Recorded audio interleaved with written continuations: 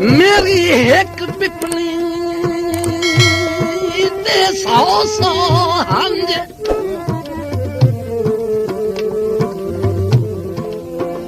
मेरी एक पिपली ते 100 हंज जेड़े दो दीनियत वटाइए मेरे सामने कथ परेशानियां दी यक लख उसार विखाइए मैनू पिछले पहरे मेहरा दी गादर भारी चलाई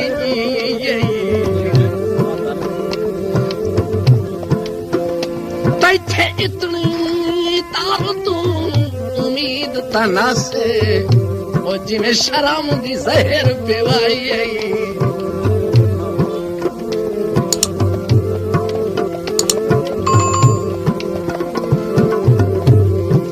भोला बनना ते घा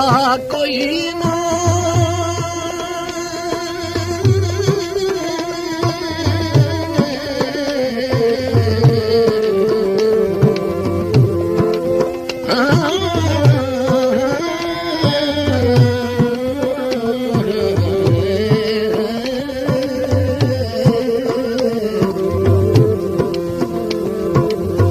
बनया ते घा कोई ना ओ जता तेरी टेका से